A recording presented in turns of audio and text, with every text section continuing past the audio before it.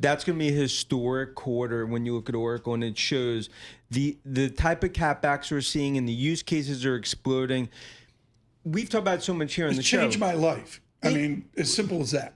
Look, and the reality is anyone that thinks hype, not real, right? That Oracle number is a validation. That's a drop the mic from Safra and Ellison that shows to me what's going to happen in the rest of tech, and it's a barometer. Did we have a drop the mic moment with Mr. Cook yesterday? I tuned in for 12 seconds. It's so manipulated. I can't watch it. You and Ed Ludlow saw it. Were you thumbs up like Gene Munster?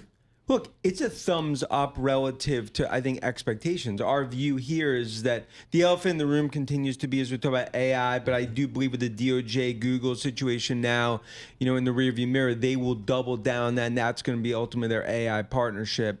But in terms of the actual iPhone, look, 300 million plus have an upgrade in 4+ years. The point is, this is going to be... That includes John Tucker. Including Tucker. So if you think about it on a scale of 1 to 10 from an upgrade cycle, super cycle being a 10, it's probably going to be about an 8.5. But what I tell you is the street right now, numbers are conservative. New York City cab driver or Uber is still bearish on Apple. And I think that, to me, sets it up well as you add AI and they actually make a big move there. You're talking about another, $100 per share to the stock. What does Apple have to do when it comes to AI? So I look at Meta, for instance, and they pay a lot of money. They're hiring a lot of big-name people. And I think if you look at the history of Apple, they've had a bad luck of bringing in outside talent, particularly at the executive level, to mix things up and to change things around. Are they able to do that? What do they have to do to kind of reestablish themselves here at the vanguard of AI? Look, there's a better chance of me playing in Bethpage Ryder Cup in September than AI innovation happening from Apple. And I think that's the issue, that they got to go outside. It has to be good. Figure out a way to make that work. Dan Ives with Wedbush with us this morning. David Gurr, Time King. Good morning across the nation on the way you listen to us on radio. Good morning, 92.9 FM in Boston. On YouTube, in your home, at your office, floored by the sign up. Thank you so much. Bloomberg Podcasts. Go out to YouTube and subscribe at Bloomberg Podcasts. Thank you for your attention to our new Dan Ives-like digital.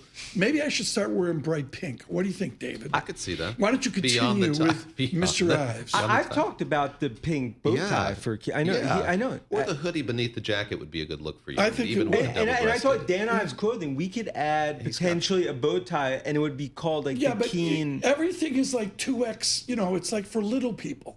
What's the name of the company? It's Snow Milk, my collab. Tell Snow Milk they got to make like adult sizes, like we 5X, 6X, 12. I think we go down the route with a Keen bow tie. I'm actually advocating I like that. Very good. David, jump in here. Can I go back to Oracle? I diverted over to Apple. I'd love to go back to Oracle.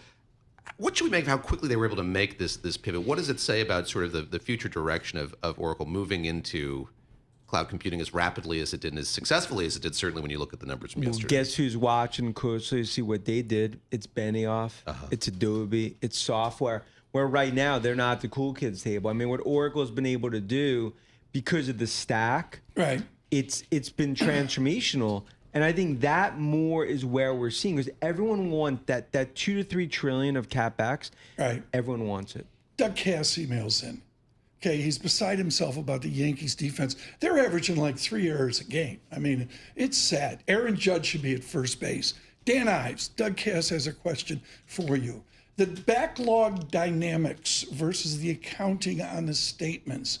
Is this an accounting issue to come not only for Oracle, but for other Mag 7, in that there's so much future business that needs to adjust in the accounting statement? Is that a risk?